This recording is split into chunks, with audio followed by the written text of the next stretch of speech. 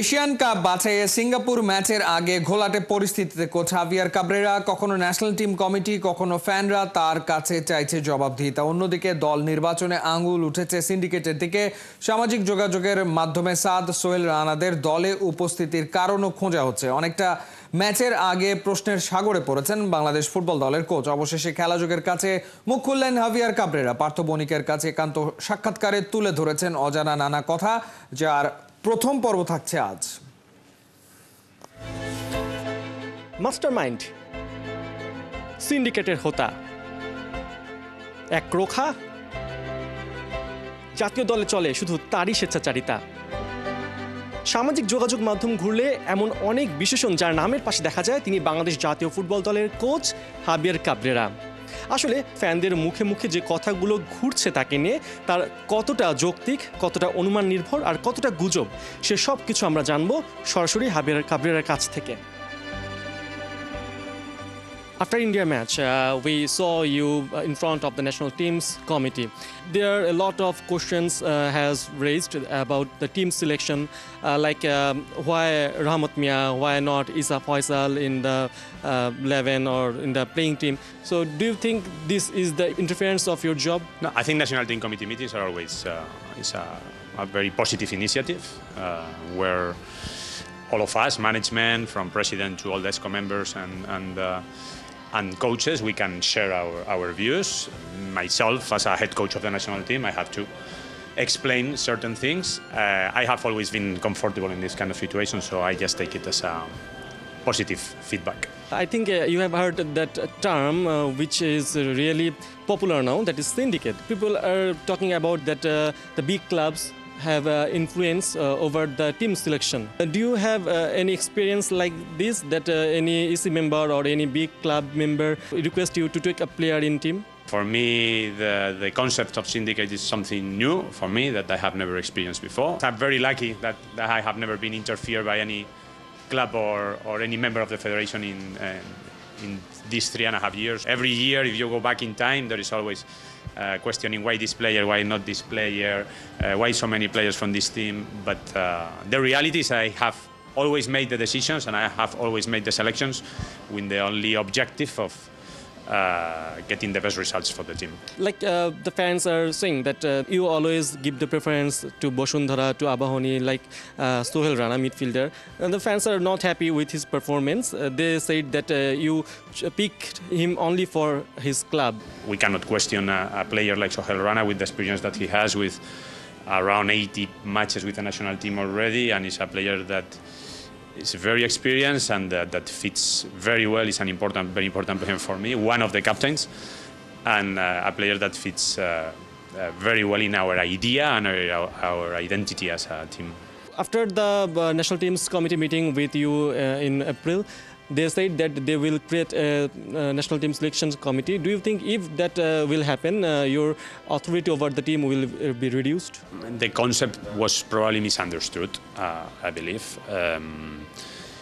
What I think it was meant is that the same, no, the discussions when I make the decision, when I make the list to discuss, no, the reasoning why, no, behind or with what purpose, the way I am. Probably they want to know, to have more communications in regards of the approach of the team regarding the rival and discussing about the players. You know, at Shillong, right before the match, Topu Burman was out for shopping, and that created so much noise.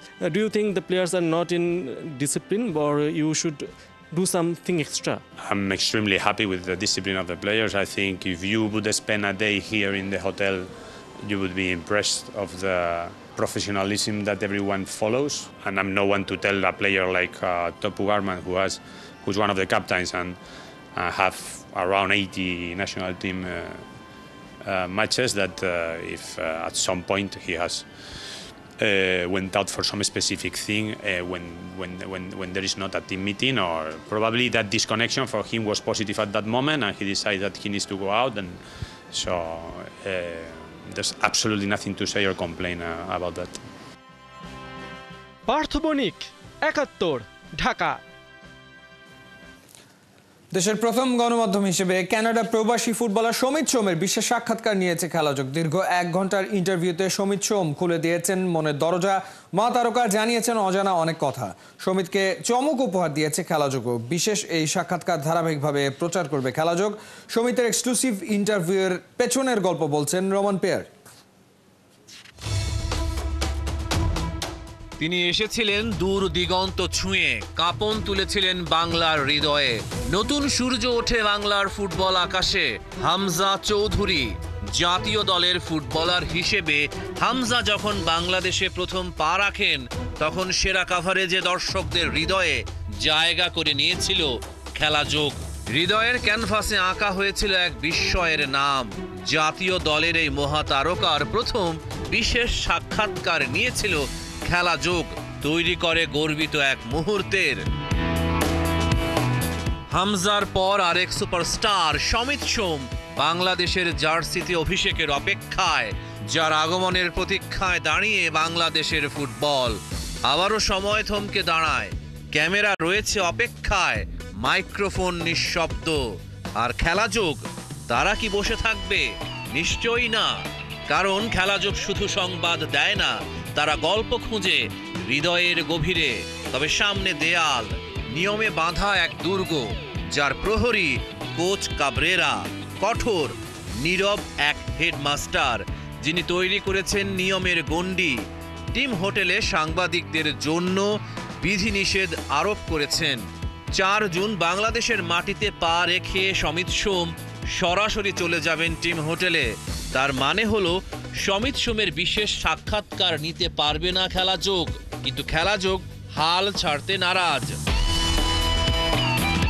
কিছুদিন আগেই শ্রীমঙ্গলে সমিত সোমের চাচা, চাচি, ফুফু ও চাচাতো ভাইয়ের interview করে তোলপাড় তোলে খেলাযোগ, যেখানে শব্দরা ড্রিবল করলো, ভালোবাসায় ছুঁয়ে গেল ফ্যানদের। সেখান থেকেই সমিতের পরিবারের সাথে একটা বিশেষ সম্পর্ক তৈরি করে বাংলাদেশের অন্যতম এই জনপ্রিয় স্পোর্টস বুলেটিন। সমিত সোমের সাক্ষাৎকার এ যেন এক অসম্ভবের খেলা, যেখানে প্রতিপক্ষ সময় নয় বরং নিয়ম। কাবরেরার কড়া নিয়মের প্রাচীর, এক নিষেধের দেয়াল। তবে তার পরিবারের সাথে সম্পর্কই ফুটিয়ে তোলে আলোর রেখা। মৌলভীবাজারে সমিতের পরিবারের শরণাপন্ন হয় খেলাযোগ, তারাই করে সর্বোচ্চ সহযোগিতা। সমিতের ইন্টারভিউয়ের সময় ঠিক হয়, দেশের অন্যতম সুপারস্টার বলে কথা। অনলাইনে হলেও গতানুগতিক ইন্টারভিউয়ের ধারণা থেকে বেরিয়ে আসতে চেয়েছে খেলাযোগ। সাক্ষাৎকারের জন্য প্রস্তুতি নেওয়া হয় 2 দিন। অবশেষে বৃহস্পতিবার শুরু হয় সমিত সোমের এক্সক্লুসিভ ইন্টারভিউ। দীর্ঘ প্রায় 1 ঘন্টার ইন্টারভিউতে উঠে এসেছে দর্শকদের মনের খোরাক জোগানো নানা অজানা তথ্য। বিশেষ এই সাক্ষাৎকার নিয়েছেন বাংলাদেশের অন্যতম জনপ্রিয় উপস্থাপক, ক্রীড়া বিশ্লেষক ফাহিম রহমান ও খেলাযোগের তরুণ রিপোর্টার হাসান সজীব। এ ছিল না শুধুই একটি সাক্ষাৎকার, এ ছিল হৃদয়ের মঞ্চে লেখা এক বিস্ময়ের দৃশ্যপট। সমিত সোম জানতেন না সামনে অপেক্ষায় এক অভাবনীয় মুহূর্ত। অভিনয় নয়, অশ্রুও নয়, এ ছিল এক সত্যিকারের চমক, এক আত্মার স্পর্শ।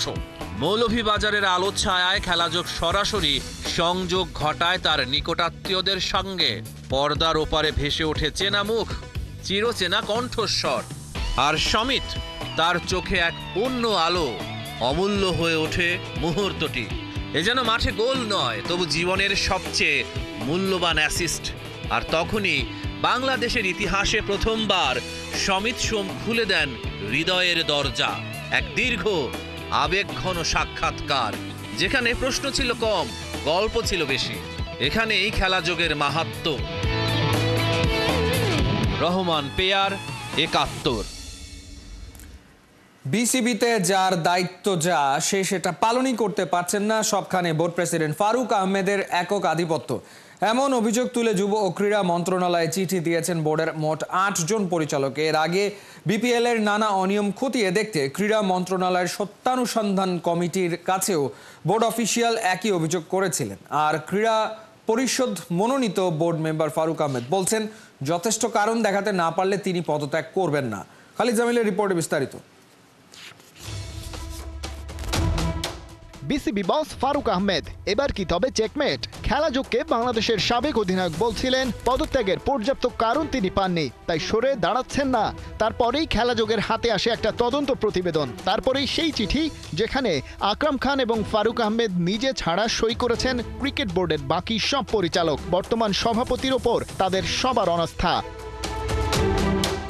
সেই তালিকায় আছেন নাজমুল আবেদিন ফাহিমও। ফারুক আহমেদের মতোই 5 আগস্টের পর যিনি পেয়েছিলেন জাতীয় ক্রীড়া পরিষদের কাছ থেকে বিসিবিতে ঢোকার এন্ট্রি পাস। সভাপতির প্রতি অনাস্থা এখন তারও, কিন্তু এসব নথিতে প্রেসিডেন্টের পদত্যাগের যথেষ্ট কারণ আছে কিনা সেটাই একটু খতিয়ে দেখা যাক।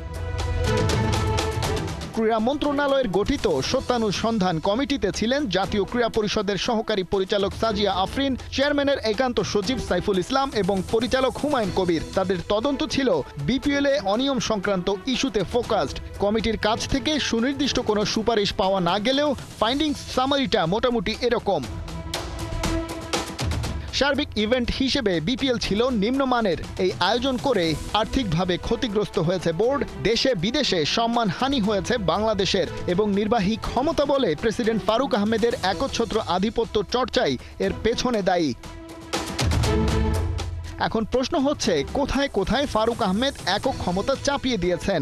সেই উত্তরও রয়েছে তদন্ত প্রতিবেদনে। বিপিএল এ ফ্র্যাঞ্চাইজি সিলেকশন ও ব্যবস্থাপনা, ইভেন্ট ম্যানেজমেন্ট এবং টিকেটিং অ্যাপস। এই ইভেন্ট ম্যানেজমেন্টের ক্ষেত্রে আবার একক সিদ্ধান্তে নন লিস্টেড কোম্পানিকে ঢোকানোর অভিযোগ আনা হয়েছে ফারুক আহমেদের বিরুদ্ধে। আবার দুর্বার রাজশাহীর প্লেয়ার্স পেমেন্ট ইস্যু তো আছেই। বর্তমান বোর্ড পরিচালক নাজমুল আবেদিন ফাহিম কমিটির কাছে অভিযোগ করেছিলেন, এমন একটা দল তার একক সিদ্ধান্তেই এন্ট্রি পাস পেয়েছিল বিপিএলে। অনেকটা একই অভিযোগের কপি পেস্ট পাওয়া গেল বিসিবির 8 পরিচালকের চিঠিতে, যেটার সামারি একটাই, স্ট্যান্ডিং কমিটিগুলোর কেউই নিজ নিজ কাজ করতে পারছেন না ফারুক আহমেদের ওই ওয়ান ম্যান শোর কারণে। আর তাই সম্মিলিতভাবে সবার অনাস্থা, যেটা আমলে নিয়ে এনএসসির তরফ থেকে ফারুক আহমেদের পরিচালক পদে মনোনয়ন বাতিলের আবেদনও করেছেন বিসিবির 8 পরিচালক। খালিদ জামিল, একাত্তর। প্রস্তাব এসছে, দেশের জন্য কাজ করতে আমিনুল ইসলাম বুলবুলও রাজি হয়েছেন। দায়িত্ব পেলে ক্রিকেটের প্রতি সবার বিশ্বাস ফেরাতে চান সাবেক কাপ্তান। বড় স্বপ্ন সত্যি করার বীজটা বুনে দিয়ে যেতে চান, কিন্তু যদি সুযোগ আসে সময় পাবেন 3 মাস। এত কম সময়ের জন্য কেন দায়িত্ব নিতে রাজি হলেন না আমিনুল ইসলাম? কোন জায়গাটায় থাকবে সর্বোচ্চ অগ্রাধিকার? খেলা যোগে বুলবুল জানিয়েছেন নিজের ভাবনার কথা। নাইয়ান বিন জসিমের রিপোর্টে বিস্তারিত। আমাকে বলা হয়েছে আমি আগ্রহী দেশের জন্য কাজ করার জন্য, তারপরে স্টেপ বাই স্টেপ যখন আগাবো তখন আমরা করব। মানে আমিনুল ইসলাম বুলবুলের একদম ফার্স্ট প্রায়োরিটিটা আসলে কি থাকবে যখন আপনি দায়িত্ব নেবেন বা নেওয়ার মতো অবস্থায় যাবেন? ক্রিকেট এবং ক্রিকেটের প্রতি বিশ্বাস। কেন দায়িত্ব নিবে বা কোন অবস্থায় দায়িত্ব নিবে যদি নিয়ে থাকে? সবসময় চ্যালেঞ্জ থাকে, ভালো খারাপ বলে কিছু সময় নেই, চ্যালেঞ্জ নিতে হয়। ফারুক আউট, বুলবুল ইন, নতুন সমীকরণ কি হতে যাচ্ছে এমনই? Faruque out, Bulbul in. Big breaking, Aminul Islam বুলবুলের বিসিবি বস হবার খবর সবার আগে খেলাযোগ জানিয়েছিল এখন থেকে 15 দিন আগে, গত 15 মে। এরপর দিন গড়ানোর সঙ্গে সঙ্গে সেই খবর ডালপালা মেলতে থাকে।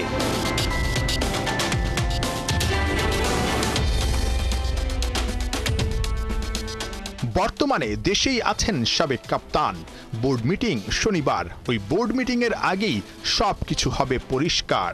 কি পরিস্থিতিতে কিংবা কি কারণে বিসিবি আর ক্রিকেটের কঠিন সময়ে বড় এই দায়িত্বে বসতে রাজি হলেন বাংলাদেশের সাবেক কাপ্তান, প্রথম টেস্ট সেঞ্চুরিয়ান। মুঠোফোনে খেলাযোগের সঙ্গে বুলবুলের খোলামেলা আলাপ। আমাকে বলা হয়েছে আমি আগ্রহী দেশের জন্য কাজ করার জন্য, তারপরে স্টেপ বাই স্টেপ যখন আগাবো তখন আমরা করবো। যেহেতু আমার একটা প্যারেন্ট বডি, তাদেরকে বলেই সব সিদ্ধান্ত নিচ্ছি যে হ্যাঁ বলছি যে এটা তখন বলা আছে।